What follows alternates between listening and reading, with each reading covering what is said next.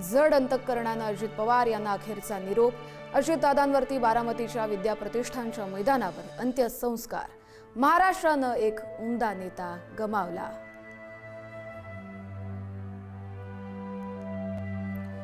अजित पवार यांच्या अंत्यविधीवेळी पवार कुटुंबीय भाऊक. सुनेत्रा पवार यांच्या अश्रूंचा बांध फुटला. मुलगा पार्थ पवार आणि जय पवारांनाही अश्रू अनावर.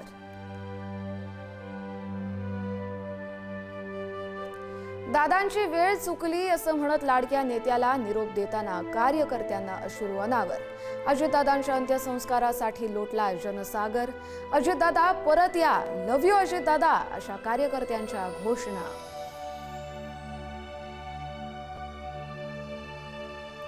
अजित पवार यांच्या अंत्यसंस्काराला दिग्गज नेत्यांची हजेरी. केंद्रीय मंत्री अमित शहा यांनी पुष्पचक्र अर्पण करून वाहिली श्रद्धांजली. भाजपचे राष्ट्रीय अध्यक्ष नितीन नबीन यांनीही वाहिली आदरांजली.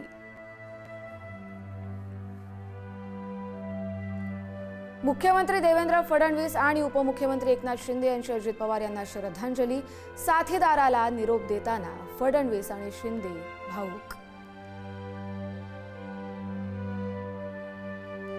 केंद्रीय मंत्री नितीन गडकरी आणि रामदास आठवले यांच्याकडून पुष्पचक्र अर्पण करून अजित पवार यांना श्रद्धांजली.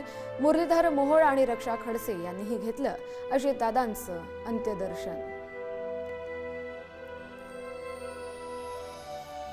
गोव्याचे मुख्यमंत्री प्रमोद सावंत यांची अजितदादांना श्रद्धांजली. आंध्र प्रदेशचे मुख्यमंत्री चंद्राबाबू नायडू यांचा पुत्र आणि मंत्री नारा लोकेश यांनीही घेतलं अजितदादांच्या पार्थिवाचं अंतिम दर्शन.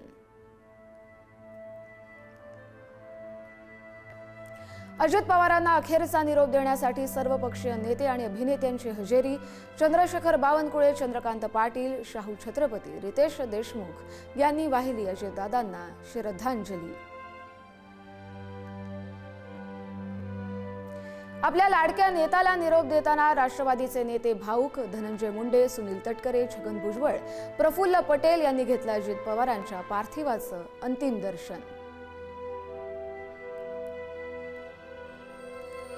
राज आणि उद्धव ठाकरेंनी अजित पवार यांना वाहिली श्रद्धांजली. राज ठाकरेंनी शरद पवारांची भेट घेत केलं सांत्वन, तर उद्धव ठाकरे यांनी सुनेत्रा पवार यांची भेट घेत केली सांत्वन.